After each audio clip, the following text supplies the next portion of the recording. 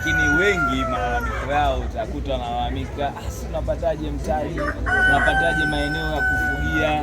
Unalipi la kuambia wale vijana ambao wana shauku ya kuanza kufanya hizi shughuli, na nyinyi kama serikali pia, kama serikali ya mkoa, mna fursa gani ambayo mtu anaweza akaona kama gap ambalo anaweza akalitumia kuanza hata kama kidogo, lakini ana stage ya kuanzia?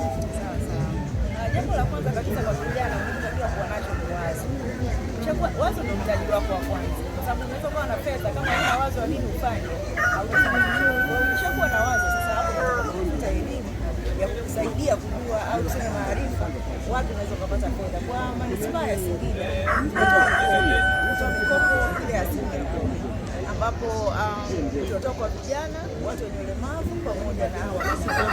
Kwa hiyo unaweza kuanzia kwenye kata uliopo wewe, unaweza kwenye ofisi za maendeleo ya jamii, tutapata wale watu wanaitwa maafisa maendeleo ya jamii wa kata watakuelekeza. Lakini kama utaona hiyo ni pengine labda ni kazi, njoo moja kwa moja manispaa ya Singida pale ofisini kwetu, tunacho kitengo, tunayo idara ya maendeleo ya jamii. Utakuta watu pale wapo kwa ajili ya kufundisha, kuelekeza njia zote, unaanzia wapi mpaka unafika hatua ya kupata mkopo. Kwa hiyo ninaomba vijana wote wa mkoa wa Singida, Dodoma na mikoa mingine yote, kwa sababu ofisi hizi zipo kwenye kila halmashauri. Kwa hiyo nawakaribisheni, njooni mjifunze.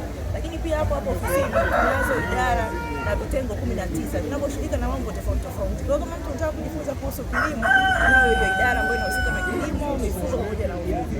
Lakini kama unataka kujifunza biashara, pia tunayo ofisi ya biashara ambayo unaweza kufundisha ni namna gani unaweza kuanzisha biashara, namna ya kukuza mtaji, namna ya kufanya saving, namna ya kutenganisha kati ya faida pamoja na mtaji. Kwa hiyo karibuni sana, sisi tuko tayari kutoa elimu, lakini pia kuwafuatilia vijana wenzetu ili tuhakikishe kwamba wote tunavuka pamoja. Serikali ya awamu ya 6 tunasema tutakumwacha mtu nyuma.